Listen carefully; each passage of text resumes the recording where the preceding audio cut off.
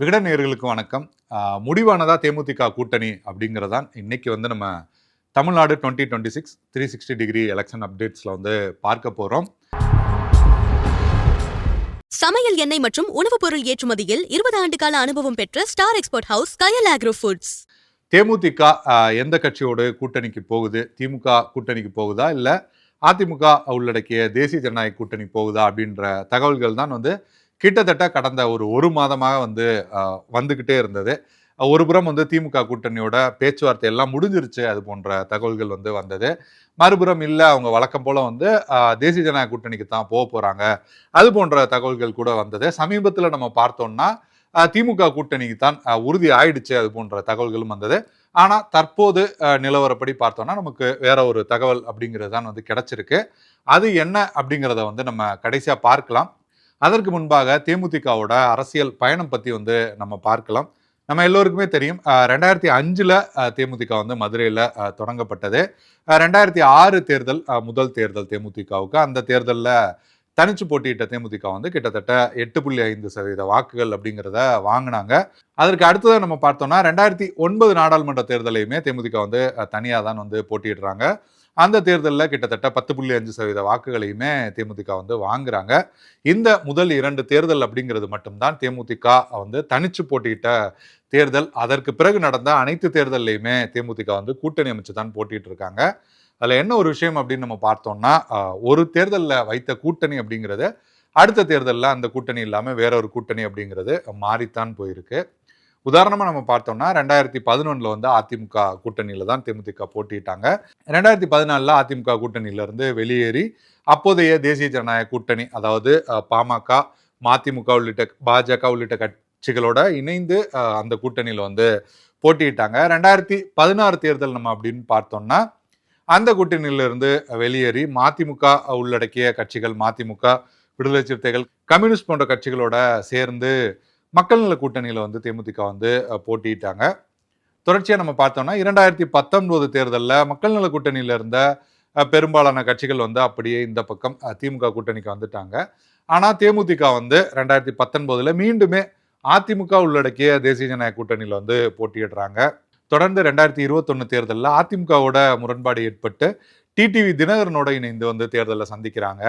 2024 அப்படியே மீண்டும் அதிமுக தேமுதிக மட்டுமே, அதாவது பாஜக அல்லாத அந்த அதிமுக கூட்டணியில போட்டியிடுறாங்க. அப்படின்னா அந்த முதல் 2 தேர்தல்களை தவிர மற்ற அனைத்து தேர்தல்கள்லையுமே தேமுதிக மாறி மாறி கூட்டணி அப்படிங்கிறது தான் வச்சிருக்காங்க. அதுல நம்ம பார்த்தோம்னா கிட்டத்தட்ட 2011, 2016, 2019 வரைக்குமே கூட தேமுதிகவுக்கான டிமாண்ட் அப்படிங்கிறது அரசியல் களத்தில் ரொம்பவே அதிகமாகத்தான் இருந்தது. இன்னும் சொல்ல போனா 2009 கூட்டணி வைப்பதற்கான முயற்சிகள்ல 2 கட்சிகளுமே இறங்கிட்டாங்க, திமுக, அதிமுக. 2011 அதை அதிமுக சாத்தியப்படுத்தினாங்க. 2016 திமுக முழு வீச்சில் தேமுதிக கூட்டணி கொண்டு வரணும் அப்படின்ற அந்த முயற்சியில இருந்தாங்க. ஆனா மக்கள் நல கூட்டணிக்கு போயிட்டாங்க. 2019 கூட ஒரு புறம் திமுக தரப்போடையும் மறுபுறம் தேசிய ஜனநாயக கூட்டணி அப்படின்னு அந்த தேமுதிகவுக்கான அந்த டிமாண்ட் அப்படிங்கிறது ரொம்பவே அதிகமாகத்தான் இருந்தது. ஆனா 2021 தேர்தலில் அந்த அளவுக்கு இல்லை. எப்படியாவது தேமுதிக நம்ம கூட்டணிக்குள்ள கொண்டு வந்துடணும் அப்படிங்கிற அளவுக்கான அந்த டிமாண்ட் அப்படிங்கிறது தேர்தல் களத்துல தேமுதிகவுக்கு இல்லை. ஆனா 2024 அப்படி ஒரு விஷயம் உருவானது. காரணம், அதற்கு முன்பாக அந்த விஜயகாந்தோட மரணம் உள்ளிட்ட விஷயங்களால புத்துணர்வோட தேமுதிக கொஞ்சம் மீண்டுமே லைம்லைட்டுக்கு வந்த காலம் அப்படிங்கிறதால அந்த காலகட்டத்தில் தேமுதிகவுக்கான முக்கியத்துவம் அப்படிங்கிறது ரொம்பவே அதிகமா இருந்தது. ஒரு புறம் தேசிய ஜனநாயக கூட்டணி, மறுபுறம் அதிமுக அப்படின்னு இருந்த வேளையில அதிமுக கூட்டணியில தேமுதிக போட்டியிட்டாங்க. 5 தொகுதிகளில் போட்டியிட்டாங்க. விஜய் பிரபாகரன் விருதுநகர்ல கிட்டத்தட்ட அந்த வெற்றிக்கு மிக அருகில போனாரு அப்படின்னு தான் சொல்லணும். 2021 0.5 அப்படின்ற அளவுக்கு குறைஞ்சு போன தேமுதிகவோட வாக்கு வங்கி அப்படிங்கிறது கிட்டத்தட்ட 2.5 அளவுக்கான வாக்கு வங்கியா அதிகரிச்சது அப்படிங்கிறத 2024 தேர்தல் நம்ம சொல்ல முடியும். விஜயகாந்தோட அந்த மரணம் ஏற்படுத்திய மரணத்தால் உண்டான அனுதாபம், விருதுநகர் தொகுதியில் விஜய பிரபாகரன் போட்டியிட்டது உள்ளிட்ட விஷயங்களால அந்த கட்சிக்கு ஓரளவுக்கு நல்ல வாக்கு அப்படின்றது அந்த தொகுதியில், அதாவது அதற்கு முந்தைய தேர்தல்களோட கம்பேர் பண்ணும்போது ஓரளவுக்கு ஒரு மதிக்கத்தக்க வாக்குகள் அப்படிங்கிறது தான் வந்தது.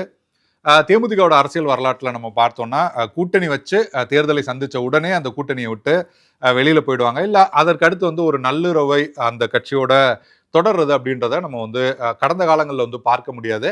ஆனா 2024க்கு பிறகு நம்ம பார்த்தோம்னா 2026லயுமே கூட அதிமுக கூட்டணியில தான் தேமுதிக வந்து பயணிப்பாங்க அப்படிங்கிற அளவுக்கு அதிமுக முன்னெடுத்த போராட்டங்கள்ல வந்து தேமுதிகவோட பொதுச்செயலாளர் பிரேமலதா அவர்கள் வந்து கலந்துக்கிட்டாங்க.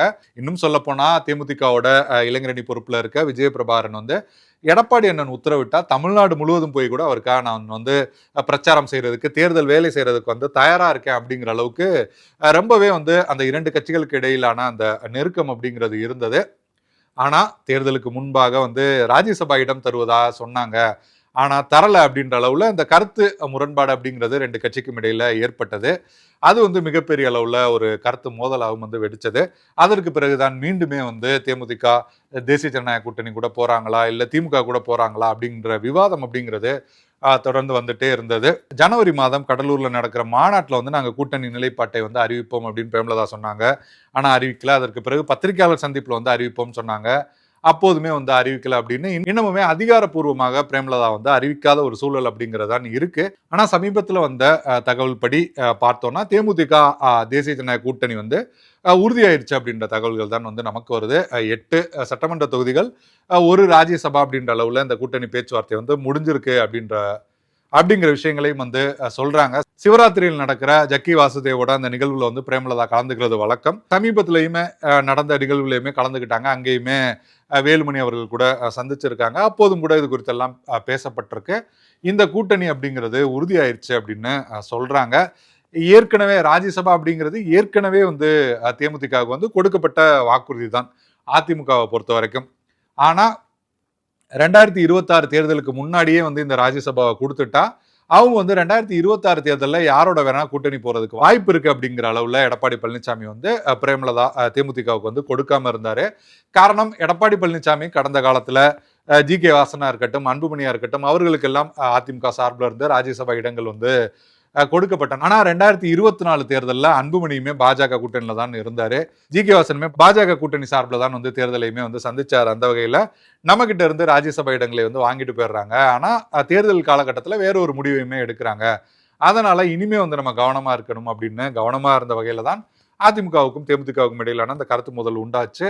தற்போது தேமுதிக அதிகாரப்பூர்வமாக கூட்டணிக்கு வரும் பட்சத்துல எழுத்துப்பூர்வமாக கூட ராஜ்யசபா உத்தரவாதத்தை வந்து எடப்பாடி பழனிசாமி கொடுப்பதற்கும் வாய்ப்பு இருக்கு அப்படின்னு சொல்றாங்க. இதையும் தாண்டி தேர்தலுக்கான நிதி உள்ளிட்ட விஷயங்களும் பேசி முடிக்கப்பட்டிருக்கு அப்படிங்கிறதும் சொல்லப்படுது.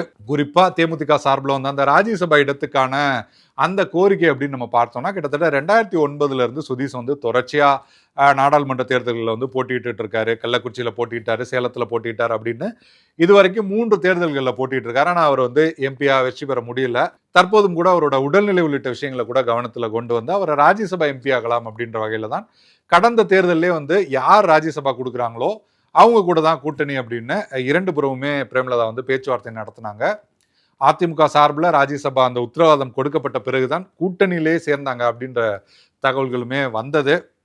ஆனாலுமே கூட தேர்தலுக்கு பிறகு அது வந்து காட்சிகள் வந்து மாறின. ஆனா இந்த முறை வந்து எப்படியாவது ராஜ்யசபா சீட்டை வாங்கிடணும், சுதீஷோட அந்த கனவான அரசியல் கனவான எம்பி அப்படிங்கிறதையுமே கூட இந்த தேர்தல் மூலமா அதை வந்து நிறைவேற்றிடணும் அப்படின்ற பட்சத்துல பேச்சுவார்த்தை முடிஞ்சிருக்கு அப்படின்ற தகவல்களும் வருது.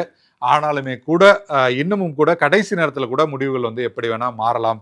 பிரேமலதா அப்படியான முடிவுகளை வந்து எடுக்கக்கூடியவங்க தான். அது போன்ற தகவல்களுமே கூட வருது. 2011 சட்டமன்ற தேர்தலுக்கு பிறகு நம்ம பார்த்தோம்னா தேமுதிக சார்பா மக்கள் பிரதிநிதிகள் வந்து சட்டமன்றம், நாடாளுமன்றம் இரண்டுக்குமே வந்து போக முடியாத சூழல் அப்படிங்கிறது தான் தற்போது வரைக்கும் இருக்கு. இந்த தேர்தலையாவது அவங்க வந்து சரியான முடிவுகளை வந்து எடுத்து அவங்களோட கட்சி உறுப்பினர்களை வந்து சட்டமன்றத்துக்கு அனுப்புறாங்களா? ஏன்னா கடந்த காலத்துல தேமுதிகவை விட்டு கிட்டத்தட்ட 29 எம்எல்ஏக்கள்ல பலர் வந்து மாற்று கட்சிகளுக்கு வந்து போயிருக்காங்க. அதிமுகவுக்கு போயிருக்காங்க, பாஜகவுக்கு போயிருக்காங்க, அமமுகவுக்கு போயிருக்காங்க, திமுகவுக்கு போயிருக்காங்க. ஆனா இன்னமுமே கூட கிட்டத்தட்ட 10 முன்னாள் எம்எல்ஏக்கள் வந்து இன்னமுமே தேமுதிகல தான் பயணிச்சுட்டு இருக்காங்க. அவங்களுக்கு எப்படியாவது வெற்றி வாய்ப்பை தேடி தரணும், அந்த முயற்சிகள்லையுமே பிரேமலதா இருக்காங்க. அது போன்ற தகவல்களும் வந்து வந்தது. அந்த வகையில 2026 தேர்தலில் தேமுதிக நல்ல முடிவெடுத்து வெற்றியை பெற்று சட்டமன்றத்துக்குள்ள நுழைகிறாங்களா, இல்ல கடந்த சில தேர்தல்களை போல மீண்டுமே அவங்க வந்து வேறொரு தவறான முடிவை வந்து எடுக்கிறாங்களா அப்படின்றத நம்ம பொறுத்திருந்துதான் பார்க்கணும். நன்றி, வணக்கம். 20 ஆண்டுகளாக உலக நாடுகளுக்கு உயர்தர சமையல் எண்ணெய் மற்றும் உணவுப் பொருட்கள் ஏற்றுமதியில் இந்திய அரசின் ஸ்டார் எக்ஸ்போர்ட் ஹவுஸ் அங்கீகாரம் பெற்ற கயல் ஆக்ரோ ஃபுட்ஸ்.